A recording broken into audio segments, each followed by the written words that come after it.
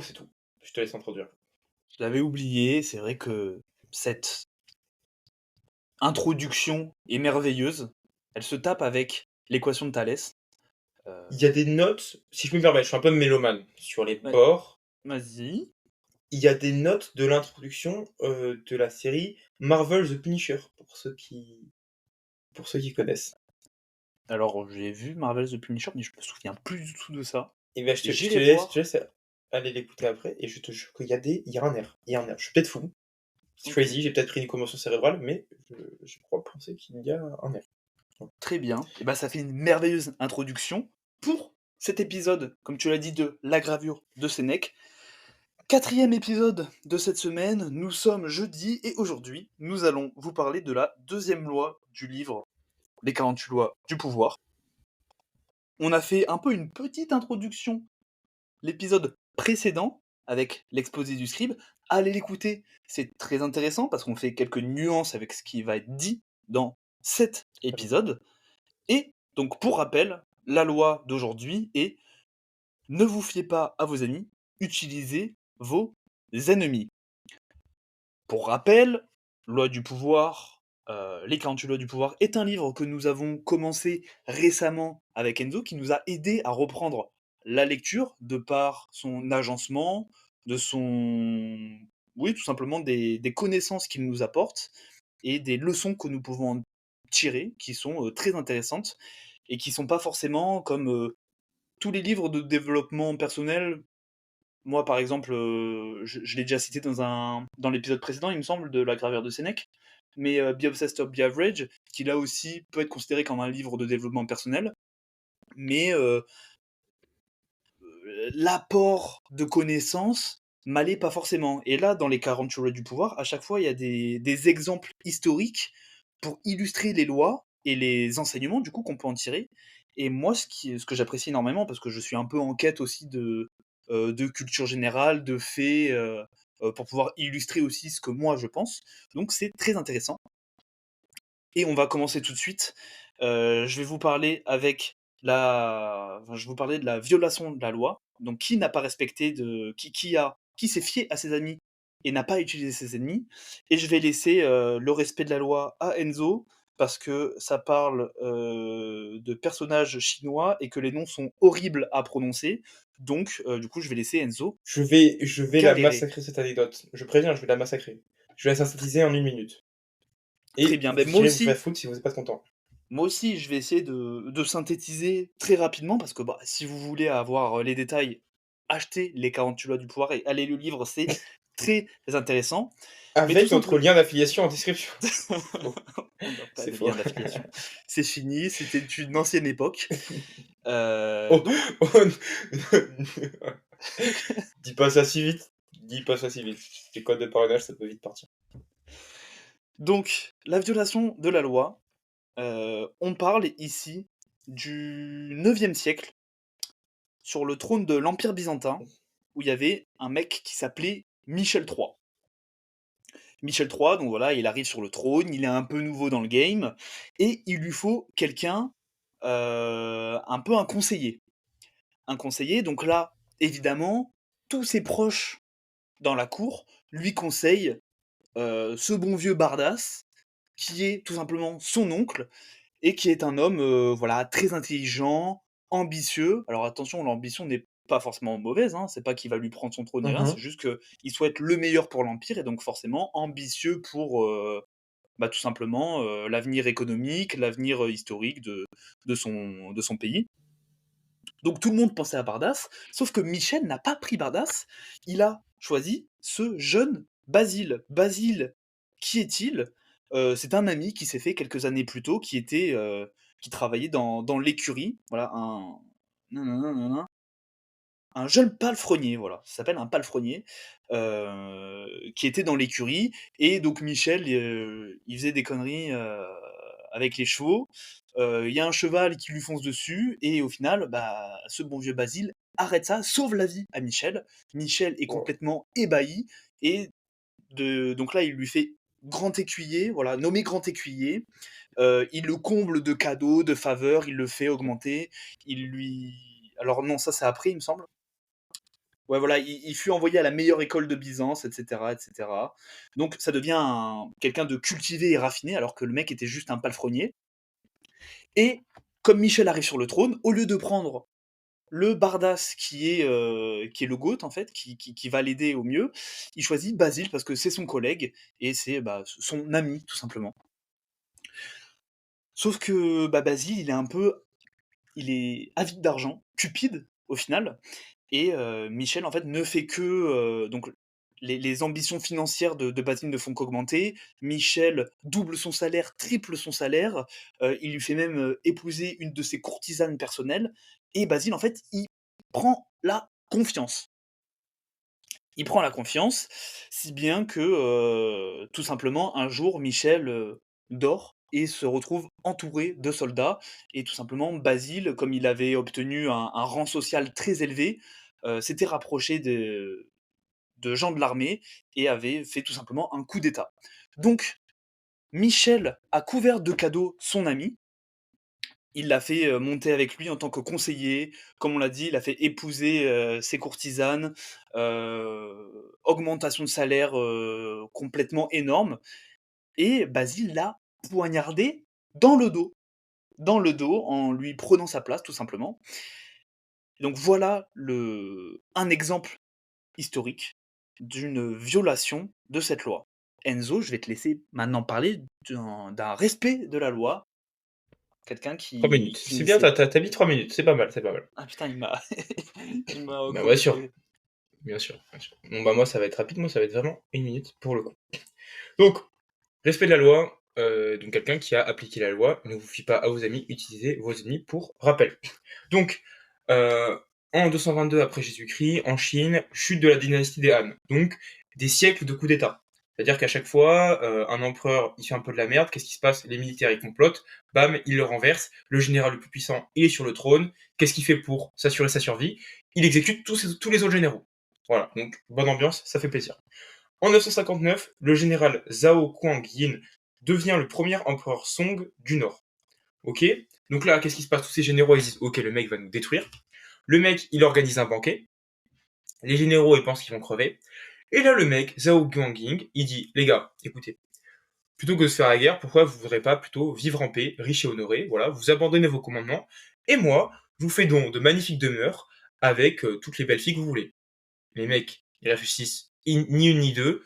Dès le lendemain, ils remettent tous leurs démissions, ils dégagent. Voilà, parce que là, ils se disent, mais en fait, on me propose soit de me battre et de mourir à la guerre, ou alors d'aller dans une demeure faire ma petite vie tranquille.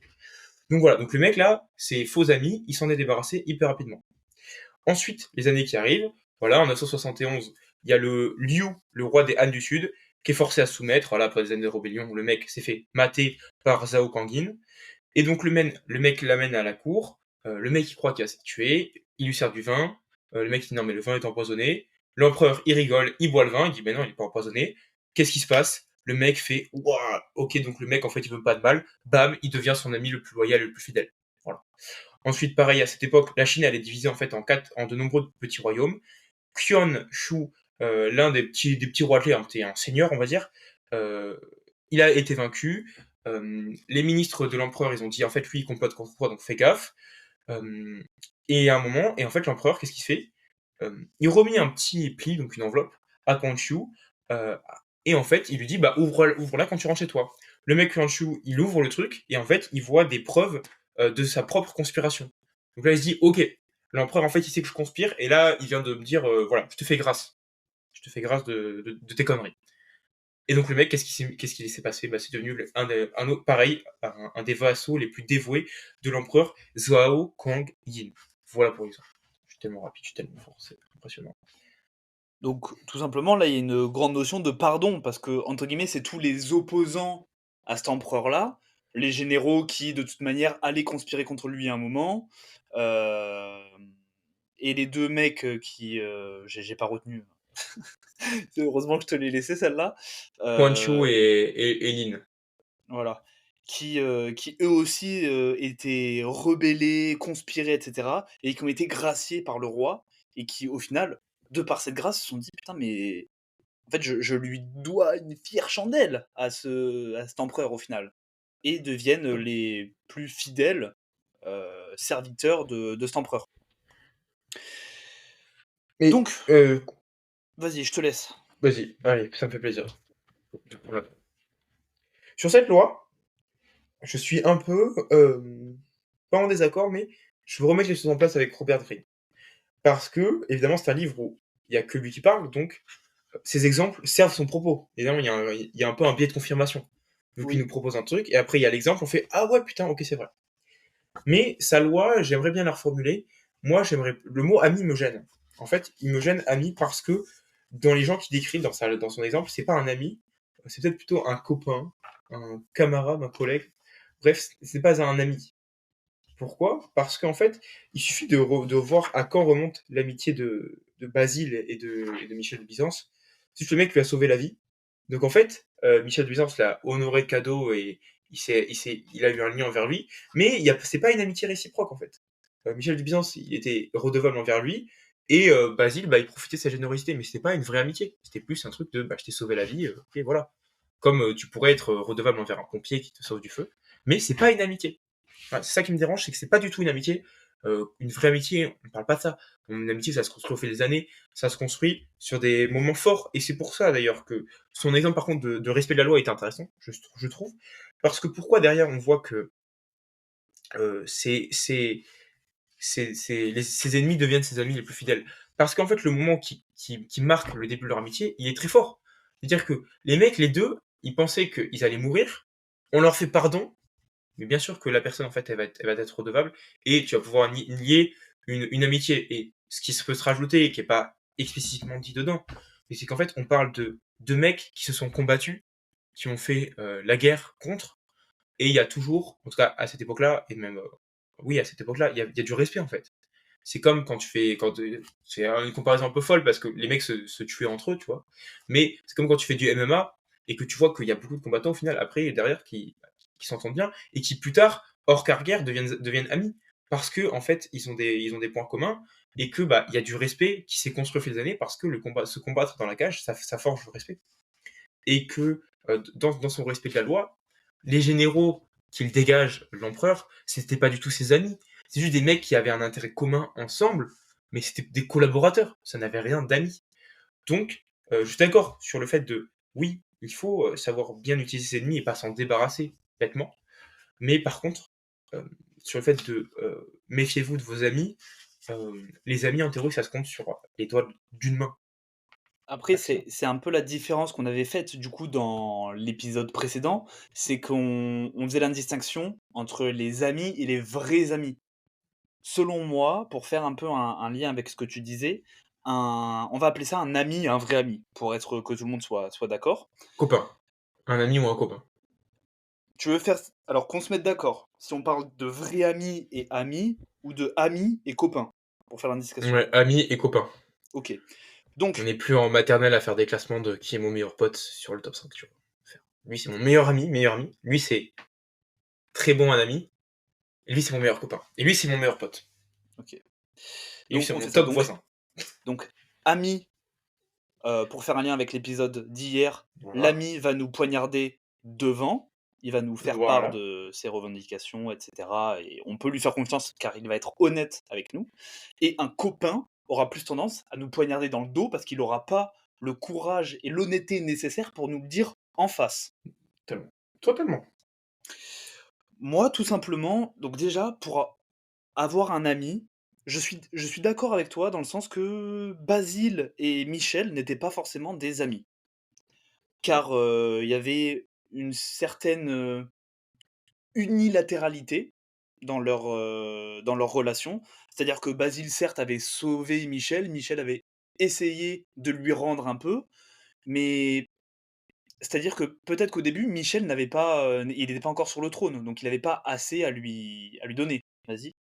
Est-ce qu'on pourrait peut-être parler même d'un syndrome de Stockholm, sans parler d'amour, mais tu vois ce que c'est le syndrome de Oui, Stockholm. oui, C'est quand t'es... Mais non, je suis con, c'est pas du tout ça. C'est quand t'es sauvé par ton agresseur. mais si, si, Voilà, si, c'est pas du bien coup sûr. l'agresseur, mais le syndrome de Stockholm, c'est quand t'es sauvé par... Enfin, quand tu tombes amoureux de ton agresseur. Oui, mais il me semble que c'est ça. Pourquoi tu Euh, dis que c'est pas ça? Parce que c'est ça le syndrome de Stockholm, mais du coup pour Michel ce serait pas ça, mais plutôt on va appeler le syndrome du sauveur, que Michel a développé Ouais, une oui, mais on amitié, comprend. qui s'est voilà, il a forgé quelque chose à partir juste d'un événement qui dépassait la raison et qui était très émotionnel en fait. Pas de Je suis logique. d'accord avec toi. Selon moi, pour tester ces copinages ou nos amitiés, il faut, tout simplement être dans la merde avec cette personne. Selon moi, c'est ça l'épreuve du feu, c'est à partir du moment où tu es dans la merde avec ton pote, sa réaction et ta réaction va définir votre amitié, si c'est du copinage ou une amitié. Moi, il y a donc c'est dans Les Clés du pouvoir, c'est le passage un peu après, la violation de la loi et le respect de la loi. J'ai encadré une petite phrase qui, moi, me semblait très intéressante, c'est: «Toutes les situations professionnelles nécessitent une sorte de distance entre les personnes. Vous êtes là pour travailler, non pour vous faire des amis». Et ça, moi, je trouve ça un peu vrai, justement pour ce cadre du travail avec, Basile et Michel, pour faire un parallèle. L'ami va se croire intouchable. Par exemple, moi, j'ai une entreprise, je vais embaucher un de mes potes. Comme c'est mon pote et qu'il est ami avec le PDG, et cetera, il va se sentir intouchable vis-à-vis des autres et peut-être devenir plus paresseux. Il va se relâcher. Car au final, c'est ça la nature de l'homme, c'est, la fainéantise. La fainéantise, en faire de moins en moins et être rétribué toujours plus. Parce que pourquoi se faire chier quand on peut gagner, énormément en se tapant les couilles et ne faisant rien? Et c'est d'ailleurs pour ça qu'on ne travaille pas avec, en règle générale, qu'on ne travaille pas avec un copain. C'est parce que, on sait qu'il va y Bien avoir sûr. ce billet-là et qu'au final, ça va faire un peu tout capoter. Donc voilà, moi, pour, la phrase que j'avais un peu, Mmh. encadrée. Par contre, avec un ami, tu peux parce que tu as la confiance qui règne et que si tu sais bien t'entourer et que ton ami a les mêmes ambitions que toi, ou en tout cas vous êtes similaires, bah il va pas devenir paresseux parce que il travaille pour toi. Et souvent, un ami, si a des ambitions similaires, il va souvent travailler plus avec toi que Ouais, pour toi. Donc voilà. complètement. Il va y avoir, un peu cette volonté de se mettre au niveau et d'essayer d'être légal. Totalement. Même, bah, des fois, nous, entre guillemets, par le biais du podcast, même, d'autres projets un peu, on peut être amené à bosser un peu ensemble. Hem Moi, je vais avoir souvent cette tendance à me dire, «Putain, Enzo, il en fait énormément, il faut que je fasse, un truc pour, essayer de rééquilibrer un peu la balance», même si on n'en est pas à faire le décompte. Je te Oui, vois, oui. tu hausses les yeux, mais c'est beaucoup plus Non, mais parce sain, que je je me dis, je pense, suis de trop le penser goat. C'est trop le c'est goat. beaucoup plus sain, je pense, de penser comme ça que, Mais c'est penser, aussi parce dans que le t'es mon sens. ami, tu vois. Oui, Comme je disais, complètement. ce sera un travail de groupe avec des camarades ou des copains, ils vont aller se faire foutre. Et je vais compter. Je vais compter qui fait quoi et les heures. Mais quand c'est un ami, ça n'a rien à voir. C'est pas pareil. Complètement, bah, T'as parce des que compréhensions. un Vas-y, bah, un ami, tu as surtout cette, projection dans le futur Bien sûr, bien et sûr. de toute manière, tu sais que tu seras rétribué en quelconque, manière, plus tard par la loyauté, par, des services, par, tout simplement, plein de choses qui qui font que tu peux te projeter avec cette personne.